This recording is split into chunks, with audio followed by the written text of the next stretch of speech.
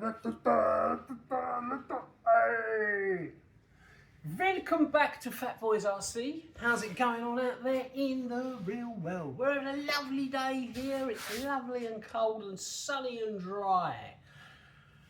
Right, now, dropped a little video the other day on this new FlySky FS G7P Plus controller.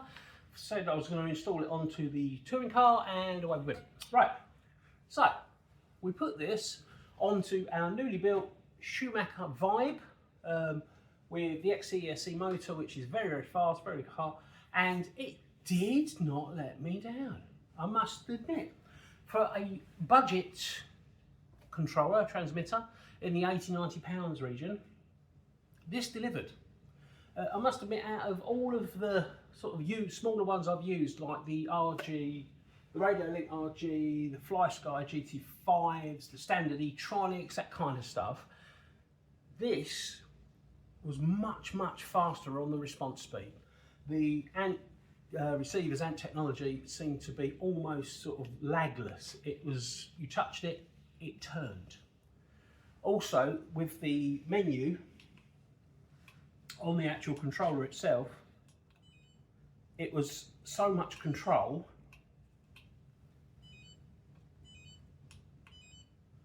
You know, with all the different things in there, like the EPA, the sub-trim, the ABS, the idler, all that kind of stuff. It was good. I must admit, there was control. I needed a bit more brake. I upped the brake. I needed trim's all there. The ABS is there for putting on the ABS braking. And the wheel was very responsive. If I had to have one criticism of it, the trigger is very, very sensitive.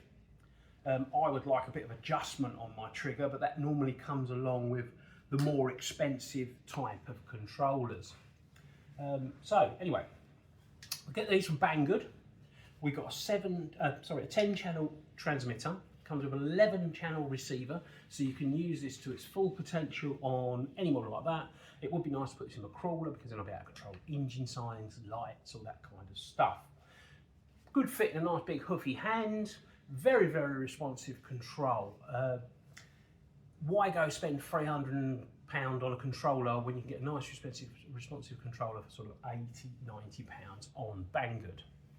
Now, there's a couple of bits of video now coming up of the car driving. It was, first of all, Daryl, Frank's Daryl, who's a much better driver than me, taking it around the track before it was set up and everything like that, and doing very well with it. He also agreed that it was a very responsive controller, and for the money it was excellent value.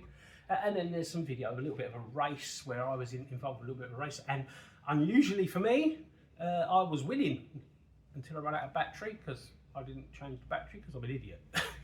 I was feeling so good because I thought I was actually going to win a heat of my thing, and no, it cut out, and it was totally my fault for not changing over the battery. I didn't really appreciate the amount of practice I'd put in beforehand, and the battery was down charged because I normally keep the same battery for 2 races because I'm not professional or anything like that. Yeah, and then on the actual night of the racing, I did get a podium, so I was really happy.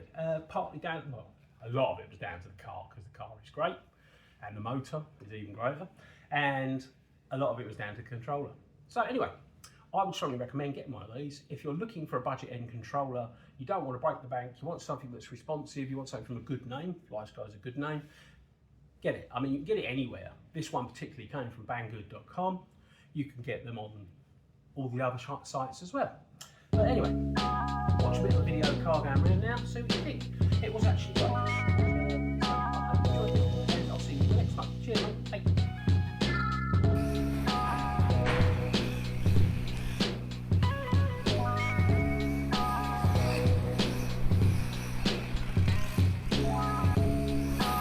Oh yeah, yeah.